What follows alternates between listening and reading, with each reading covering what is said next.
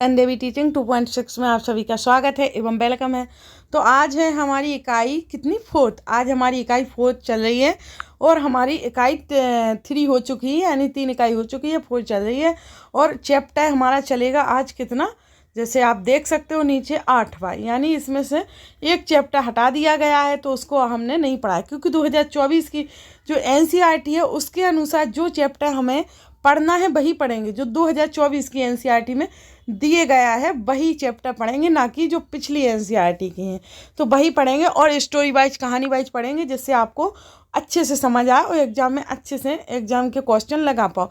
और NCERT, एक बात मान के चल लो कि NCERT तो आपको कंप्लीट करनी ही पड़ेगी, क्योंकि जब NCERT आपकी बेसिक लेवल से क्लियर हो जाएगी तभी और अदर वन लाइनर क्वेश्चन हुए या फिर प्रीवियस ईयर के पेपर हुए तभी लगा पाओगे आप, तब NCERT कंप्लीट कर लोगे, नहीं तो नहीं लगा पाओगे।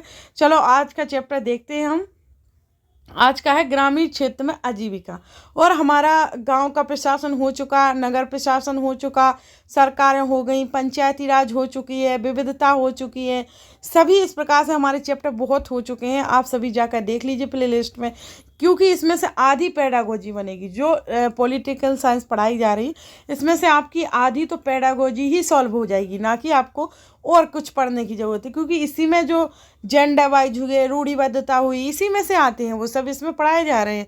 तो चलो स्टार्ट करते हैं। अध्याय 8, यानी ग्रामीण क्षेत्र में आजीविका कैसी चलती थी, कैसे एक दूसरे के साथ रहते थे मिलजुल कर लोग, कैसे परिस्थितियाँ होती थी, कैसे उनकी आजीविका चलती थी, कैसे चलाते थे लोग। तो यहाँ देख सकते हो चित्र के माध्यम से यहाँ बताया गया है कि यहाँ पर नाव चल रही है, मछलियाँ पकड़ रहे हैं लोग, यहाँ पर ठेले पे सब्जियाँ बेच रहे हैं लोग गांव में, और यहाँ दुकान खुली हुई है जिस पर कुछ भी लेने, और ये खेत है और ये पेड़ पौधे लगे हैं। यहाँ इस प्रकार से गांव की आजीविका है। जैसे साइकिल चलाए जा रहे हैं, इधर काम मजदूर कर रहे हैं दीवार बनाने का, तो एक गांव की आजीविका है। क्योंकि इस चित्र इसलिए दिखाया जा रहा है जिससे आपको कनेक्ट कर पाओ, आगे कुछ भी पढ़ोगे तो इससे कनेक्ट कर पाओगे, तो आपको जल्दी से उसको समझ पाओगे। तो चलो स्टार्ट करते हैं। हमारा इसमें बताया जाएगा गांव से रिलेटेड, क्योंकि गांव की आजीविका के बारे में जानना ना हमें। तो कलपट्टू गांव, कलपट्टू ऐसे पूछे जाते हैं वही पढ़ा रहे हैं, ना कि कहानियाँ नहीं पढ़ाएंगे। जो पूछे जाते हैं वही पढ़ाएंगे कि क्या कौन सी चीज़ कहाँ इम्पोर्टेंट है, कौन नहीं है। तो चलो, और प्रीवियस ईयर के पेपर भी लग गए, आप सभी प्ले लिस्ट में जाकर चेक कर लीजिए। और पहले आप जो सब नए आए हुए हैं वो चैनल को लाइक सब्सक्राइब जरूर कर लीजिएगा और बेल आइकन को प्रेस कर लीजिएगा, क्योंकि बहुत इंपॉर्टेंट अपडेट आती है वो आपको मिल सके। तो कलपट्टू गांव, कलपट्टू गांव कहाँ है? तो कलपट्टू गांव तमिलनाडु में समुद्र तट के पास एक गांव है। जो कलपट्टू गांव है वो कहाँ है? तो वो है तमिलनाडु में समुद्र तट के पास एक गांव है। तो यहाँ के लोग कई तरह के काम करते हैं। दूसरे गांवों की तरह यहाँ भी खेती के अलावा कई काम होते हैं। जैसे दूसरे गांव में खेती होती है, उसके अलावा और कई काम होते हैं, तो यहाँ भी जैसे ही होती है। तो जैसे टोकरी बनाना, बर्तन, घड़े, ईंट, बैलगाड़ी इत्यादि बनाने का काम यहाँ भी किया जाता है कलपट्टू गांव में, जो कि तमिलनाडु में समुद्रीय तट के पास में ही गांव। तो कलपट्टू में कुछ लोग नर्स, शिक्षक, धोबी, बुनकर, नाई, साइकिल ठीक करने वाले और लोहार के रूप में अपनी सेवाएं देते हैं। यहाँ कुछ दुकानदार एवं व्यापारी भी हैं। जो मुख्य गली है वह बाजार की तरह दिखती है और उसमें आपको तरह तरह की कई छोटी दुकानें दिखेंगी, जैसे चाय, सब्जी, कपड़े की दुकान, 2 दुकानें बीज की हो सकती हैं, 4 दुकानें, हर चीज़ की दुकानें हो सकती हैं। जहाँ टिफ़िन भी मिलता है। तो हम देखते हैं आगे। टिफ़िन का मतलब होता है क्या? खाने पीने की हल्की फुल्की चीज़ें, जैसे सुबह इडली, डोसा, उपमा मिलता है, इस प्रकार से। शाम के नाश्ते में बड़ा बोंडा या मैसूर पाक मिलता है। चाय की दुकानों के पास एक कोने में लोहार का परिवार भी रहता है, उसके घर में ही लोहे की चीज़ें बनाने का काम भी होता है। इस प्रकार से अलग अलग तरीके के काम किए जाते हैं यहाँ पर। कुछ लोग शहर में जाकर, पास के ही शहर में लॉरी चलाने का काम करते हैं, मकान बनाने का काम करते हैं। तो गांव में वो छोटी छोटी पहाड़ियों से घिरा है। ये गांव किससे? छोटी छोटी पहाड़ियों से घिरा है। सिंचित जमीन पर मुख्यतः धान की खेती भी होती है यहाँ पर। ज़्यादातर परिवार खेती के द्वारा अपनी आजीविका चलाते हैं यहाँ पर कलपट्टू गांव में। और यहाँ आम तौर पर आम और नारियल के काफ़ी बाग भी हैं कलपट्टू गांव में। और कपास और गन्ना और केला भी उगाया जाता है यहाँ पर। तो ये सब अच्छे से ध्यान में रखना है कि यहाँ कौन कौन सी खेती होती है और क्या क्या उगाया जाता है। जैसे कि यहाँ बताया गया है कि नारियल, काफ़ी नारियल और काफ़ी इन सभी के बाग भी हैं यहाँ। और कपास, गन्ना और केला भी उगाया जाता है यहाँ। खेती भी होती है और खेती कौन सी होती है, ज़्यादातर खेती कौन सी होती है, धान की होती है। कलपट्टू के खेतों में काम करते हैं, कलपट्टू के जो कलपट्टू के खेतों में काम करते हैं और अपनी आजीविका चलाते हैं, यानी अपना जीवन यापन करते रहते हैं। जैसे यहाँ पर देख सकते हो आप, धान की रोपाई चल रही, यानी धान की रोपाई एक कमर तोड़ काम होता है, क्योंकि हमको झुक के काम ये करना पड़ता है, तो बहुत मेहनती काम है ये। तो चलो हम पढ़ेंगे अब किसके बारे में, तुलसी के बारे में। इसमें कुछ ऐसे व्यक्ति हैं जो उनकी कहानी प्रसिद्ध है, वो उन्होंने अपनी कहानी को बयां किया है कि किस प्रकार से हम कलपट्टू गांव में अपनी जीवन यापन को चलाते थे। क्योंकि ऐसे ही पूछ लिया जाता है स्टेटमेंट में कि तुलसी का जीवन यापन कैसे चलता था, उस प्रकार से लिख देते हैं, फिर उसका आंसर हमें देना पड़ता है। तो तुलसी के बारे में देखते हैं। यहाँ रामलिंगन की एक ज़मीन पर काम करते हैं हम सब। यहाँ रामलिंगन की ज़मीन पर काम करते हैं। उसके परिवार के पास कलपट्टू में 20 एकड़ धान के खेत हैं। शादी से पहले भी मैं मायके में धान के खेतों में ही मजदूरी करती थी। यहाँ मैं सुबह 8:30 से 4:30 तक काम करती हूँ। रामलिंगन की पत्नी करूथम्मा काम की निगरानी करती है और साल में कुछ ही मौके ऐसे होते हैं जब मुझे नियमित रूप से मजदूरी मिलती है, और यह उन मौक़ों में से एक है। और धान रोप रही हूँ मैं, यानी जब धान की फसल थोड़ी बढ़ जाएगी तो रामलिंगन हमें निराई के लिए, बाद में कटाई के लिए बुला लेगा, है ना। जब मैं कम उम्र की थी तो निराई कटाई का काम आसानी से कर लेती थी। अब लेकिन अब जैसे जैसे उम्र हो रही है, मुझे झुककर काम करने और देर तक पानी में पैर डुबोए रहने से तकलीफ होती है। रामलिंगन एक दिन का 40 रुपया मजदूरी देता है और मेरे गाँव में मजदूरी के रेट से थोड़ा कम है। फिर भी मैं मजदूरी के लिए यहीं आती हूँ, क्योंकि रामलिंगन पर मुझे भरोसा है कि काम होने पर वह मुझे ही बुलाएगा। बाकी लोगों की तरह आस पड़ोस के गाँव में सस्ते मजदूर ढूंढने नहीं जाएगा, इसलिए उन्हें भरोसा है, इसलिए वही काम करती हैं वो हैं। और मेरा पति रमन भी एक मजदूर है। हमारे पास कोई ज़मीन नहीं है। साल के इन महीनों में वह खेतों में कीड़ों की दवाइयाँ छिड़कता है, और जब खेतों में कोई काम नहीं मिलता तो उसे पास की खान से पत्थर या नदी से बालू ढोने का काम मिल जाता है। इस प्रकार से वो अपनी कहानी को बताने की कोशिश कर रही है कि ऐसा ऐसा होता है हमारे साथ, तब जाके हम कितने दिन की कमाई से अपना जीवन यापन कर सकते हैं और कितने दिन हम और कहीं मजदूरी करते हैं। ये सभी के बारे में हम आगे देखते हैं। तो ये पत्थर और बालू के पास के शहरों में मकान बनाने के लिए ट्रक से ले जाए जाते हैं, और खेत में काम करने के अलावा घर में सारा काम भी करती हूँ। और मैं घर में सबके लिए खाना बनाती हूँ, कपड़े धोती हूँ, सफाई भी करती हूँ। दूसरी औरतों के साथ जाकर जंगल से लकड़ी भी लाती हूँ। गांव से करीब 1 किलोमीटर दूर बोरवेल है, जहाँ से पानी लेकर आती हूँ। मेरा पति घर का सामान जैसे साग सब्जी खरीदने में मेरी मदद करता है। यहाँ पर देख सकते हो इनका पूरा चक्र ये दिया गया है, जो कहानी में हमने पढ़ा है ना, कि इन लोगों का काम कहाँ से शुरू हो जाता है। जून, जुलाई, अगस्त, सितंबर, अक्टूबर, नवंबर, दिसंबर। तो इनको काम दिसंबर तक चलता है। जैसे कि यहाँ से कीड़ा बीनना, रोपाई करना, निराई करना, कटाई करना, तो यहाँ तक चलता रहता है। फिर उनका काम यहाँ ठप हो जाता है। कब? जनवरी, फरवरी, मार्च, अप्रैल। तो इन महीनों में उन्हें दिक्कत आने लगती है, इसलिए ये चक्र बना के बताया गया है कि इसके अनुसार आप समझ सकते हो। हमारी 2 बेटियां हैं, हमारे जीवन की खुशी है। दोनों ही स्कूल जाती हैं, और पिछले साल एक बेटी बीमार पड़ गई थी और तो उसे शहर के अस्पताल ले जाना पड़ा। हमने इसके इलाज के लिए रामलिंगन से उधार लिया था, और उसका उधार को चुकाने के लिए हमें अपनी गाय बेचनी पड़ी। इस प्रकार से बताया जा रहा है। फिर जैसा कि आपने तुलसी की कहानी में पढ़ा है, उसको ही आगे जैसे कि फिर है हमारे देश, मोस्ट इम्पोर्टेंट, हमारे देश के ग्रामीण परिवारों में से करीब 40% खेतीहर मजदूर हैं। कुछ के पास जमीन के छोटे छोटे टुकड़े हैं, बाकी तुलसी की तरह भूमिहीन है। तुलसी की भूमि नहीं है, इसलिए वह रामलिंगन के खेत में यानी दूसरों के खेत में मजदूरी करने के लिए जाती है। ये हुई किसकी कहानी? जो मजदूर होते हैं, जिसकी खुद की खेती नहीं होती है। और जिसकी खुद की खेती होती है उसके बारे में भी हम पढ़ेंगे, और जिसकी ज़्यादा खेती होती है उसके बारे में भी पढ़ेंगे। अभी हमने पढ़ा जो मजदूर होते हैं जिनकी खेती नहीं होती है। करीब 40% खेतीहर मजदूर भी होते हैं जो खेती करते हैं ना। बाकी तुलसी की तरह भूमिहीन है। कई बार जब पूरे साल उन्हें काम नहीं मिल पाता तो वो मजबूरन काम की खोज में उन्हें दूर दराज के इलाकों में जाना पड़ता है और इस तरह का पलायन कुछ ही विशेष मौसमों में ही होता है। शेखर, अब है शेखर की कहानी। तो हमें यह धान अपने घर ले जाना है। मेरे परिवार ने अभी अभी फसलों की कटाई पूरी की है और हमारे पास 2 एकड़ ज़मीन है और हम अपने खेत का सारा काम खुद ही कर लेते हैं। मैं कई बार कटाई के समय दूसरे छोटे किसानों की मदद ले लेता हूँ और बदले में उनके खेतों में कटाई करवा देता हूँ। फिर है आगे, व्यापारी मुझे उधार पर बीज और खाद देता तो है, इसे चुकाने के लिए मुझे थोड़े कम दामों पर उसे धान बेचना पड़ता है। अगर बाजार में बेचूं तो ज़्यादा पैसे मिल जाएंगे, लेकिन मुझे उधार भी चुकाना पड़ता है। तो व्यापारी ने किसानों को याद दिलाने के लिए एजेंट भेजता है। व्यापारी जैसे किसानों के पास एजेंट भेजता है कि ये जो भी धान आप उगाते हो मुझे ही बेचना, क्योंकि मैंने आपको उधार पैसे दिए थे। इसलिए उनको जताता है कि ऐसा किया था, इसलिए मेरे ही पास बेचो। तो मुझे अपने खेत से 60 बोरी धान मिलेगा। इनमें से कुछ में से अपना उधार चुका दूंगा और बाकी अपने घर में लग जाएगा। लेकिन मेरे हिस्से में जो आता है वह सिर्फ 8 महीने तक ही चल पाता है। जैसे कि हमने उस सर्कल में देखा है कि 8 महीने व्यतीत कर पाते हैं लोग और 4 महीने वो रह जाते हैं। इसलिए मुझे और पैसा कमाने की ज़रूरत पड़ती है और इसके लिए मैं रामलिंगन की चावल की मिल में काम करता हूँ। वहाँ मैं पड़ोसी के गाँव के किसानों से धान का इकट्ठा करने की उसकी मदद करता हूँ इकट्ठा करने में।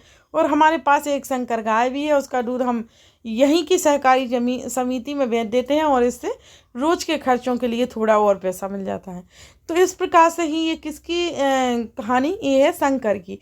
और वो थी तुलसी की। तो तुलसी पूरी भूमि करती, यानी तुलसी पूरा मजदूरी करती थी, उससे उसके 8 मन चलते थे। और इनकी शंकर की कहानी है कि इनकी खुद की ज़मीन तो थी लेकिन थोड़ी सी, तो उससे भी इनका भी 8 ही मंथ का चल पाता था, क्योंकि उधार भी चुकाना पड़ता था, तभी तो वो खुद की ज़मीन पे कुछ उगा पाते थे। तो इनका बस खुद का 8 महीने का इनका भी चलता था। तो इन दोनों को ही रामलिंगन के उधर काम करने के लिए जाना पड़ता था, तब जाके उनके पूरे 12 मंथ का खर्चा पानी हो पाता था। फिर है कर्ज लेने, जैसा कि आगे देखते हैं। कई बार शेखर जैसे किसान ज़रूरी चीज़ें खरीदने के लिए पैसा कर्ज लेते हैं और अक्सर ये पैसा बीज, खाद और कीटनाशक खरीदने के लिए सरकार से कर्ज के रूप में लिया जाता है। अगर बीज अच्छी किस्म के नहीं होते या फसल को कीड़ा लग जाता है तो पूरी फसल बर्बाद हो सकती है। बारिश पूरी नहीं होने पर भी फसल खराब हो सकती है। ऐसी स्थिति में किसान अपना उधार नहीं चुका पाते और कई बार परिवार चलाने के लिए उन्हें और पैसा कर्ज के तौर पर लेना पड़ता है। जल्दी ही कर्ज इतना बढ़ जाता है कि किसान कितना भी कमा ले वह उसे चुका नहीं पाता है। इस स्थिति में कहते हैं कि किसान कर्ज तले दब गया। ये पूछा जा सकता है किस स्थिति में कहते हैं कि किसान कर्ज तले दब गया। तो इस स्थिति में कि कई बार परिवार चलाने के लिए उन्हें और पैसा कर्ज के तौर पर लेना पड़ता है और जल्दी ही कर्ज इतना बढ़ जाता है कि किसान कितना भी कमा ले वह उसे चुका नहीं पाता। इस स्थिति में क्या कहते हैं कि किसान कर्ज तले दब गया, ये कहते हैं इस स्थिति में।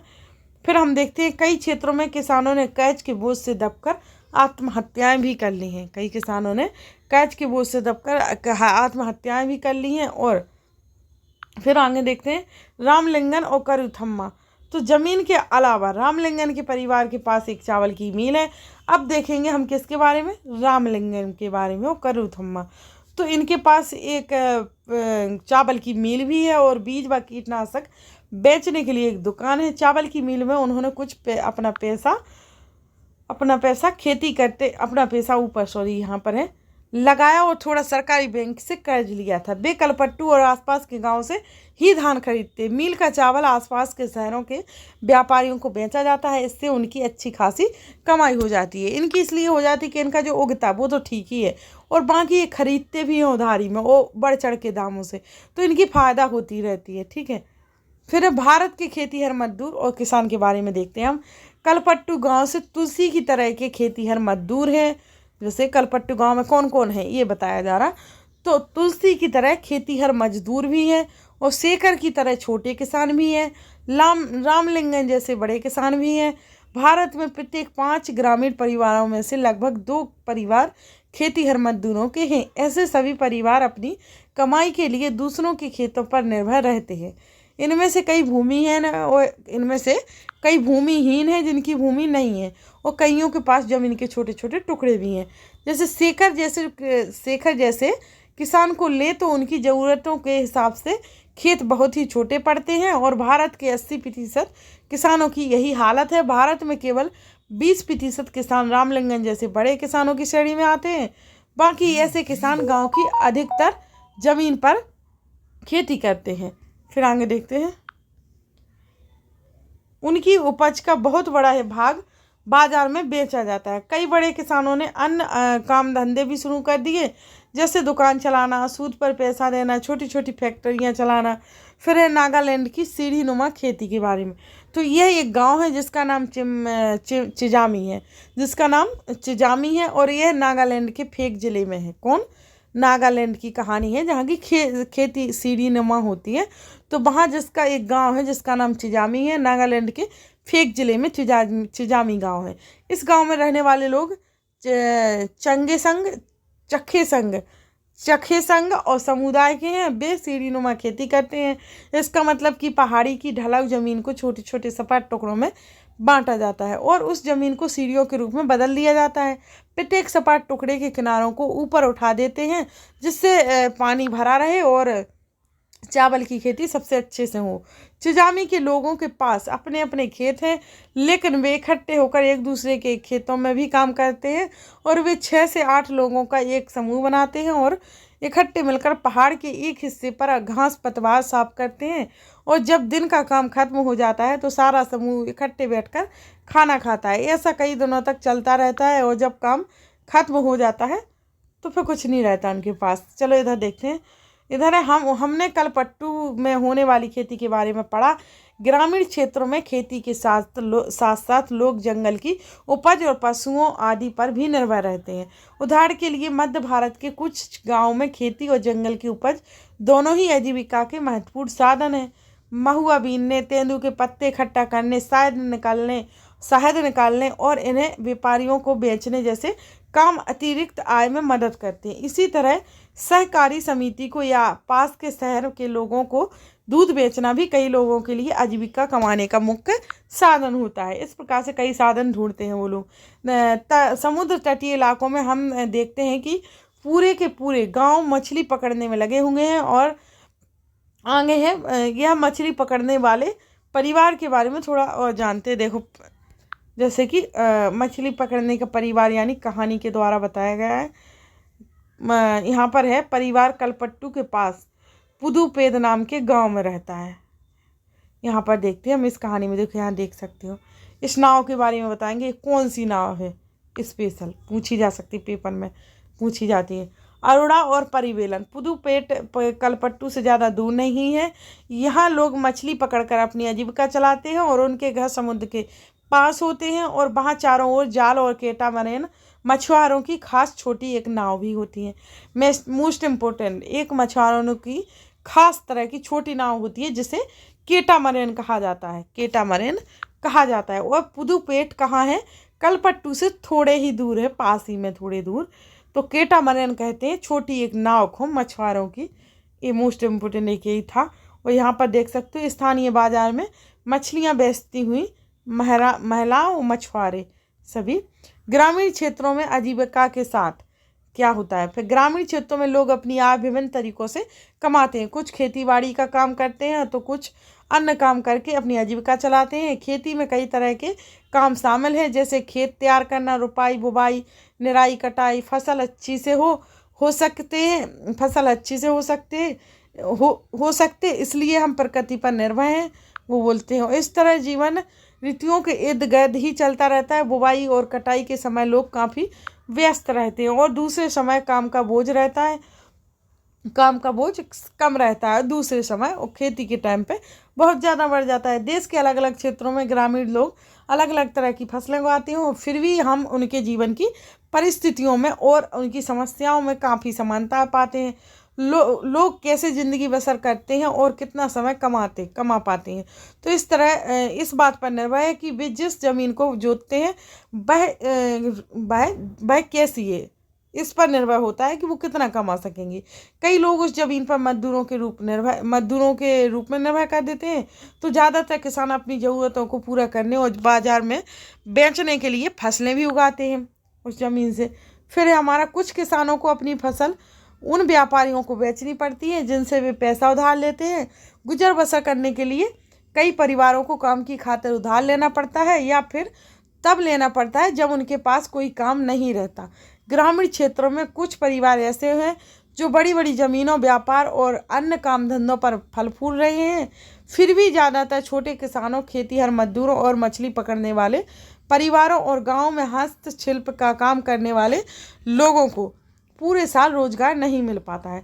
इतना कुछ करने के बाद भी हमारे चैप्टर में इसमें यही दिया गया है कि देखो, तुलसी जैसे आपने देखे छोटी भूमिहीन मजदूर, और आपने शेखर जैसे देखे हैं जो छोटे किसान हैं जिनकी छोटी छोटी सी ज़मीन है, और आपने